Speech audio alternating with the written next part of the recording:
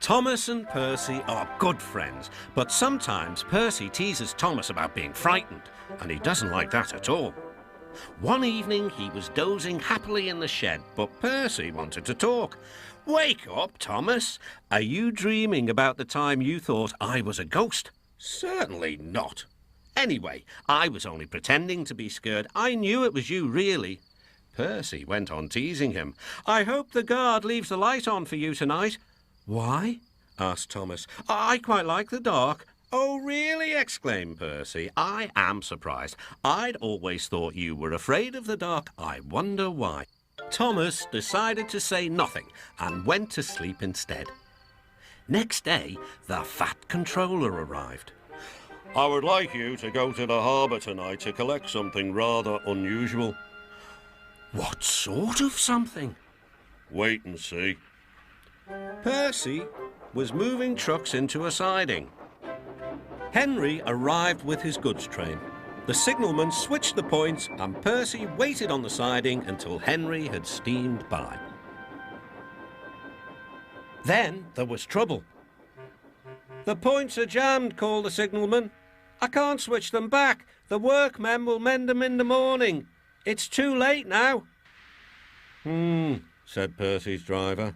"I'm sorry, Percy, but you will have to stay here for the night." "Where are you going?" asked Percy. "Home for tea," replied the fireman.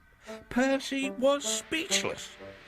He watched as the other engines went home to the shed. Night time came and Percy began to feel very lonely. "Oh dear," he murmured, "it's very dark."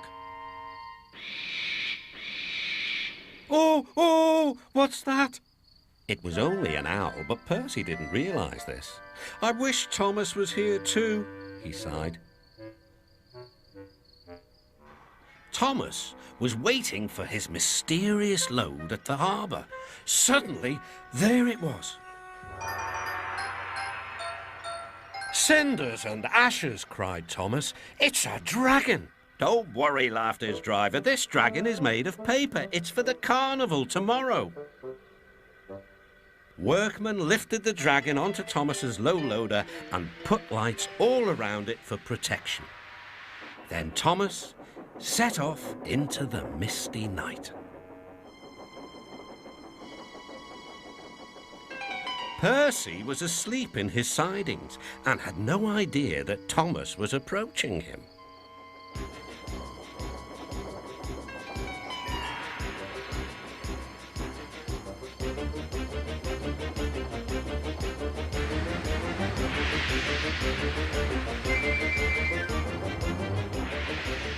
"Help!" cried Percy. "I'm not going to open my eyes until my driver comes." Next morning, the points were mended and Percy puffed back to the junction. Gordon was just about to leave with the express. "You'll never guess what I saw last night." Gordon was in no mood for puzzles. "I'm a busy engine. I don't have time for your games." "I've seen a huge dragon. It was covered in lights." Gordon snorted.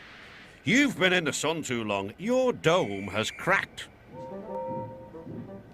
When the other engines heard the news, they laughed too. "Look out, Percy," chuckled James, "or the dragon may gobble you up." "No one believes me," puffed Percy. "Maybe I did imagine the dragon after all." But Percy soon found out that he hadn't. "Help! Save me!" cried Percy. "It's all right," whistled Thomas, and he explained about the carnival. "By the way, how was your night out?" Percy decided to tell Thomas the truth. "Well, Percy," said Thomas, "maybe we do get scared sometimes, but if we're not afraid to tell each other, then that means we're quite brave too."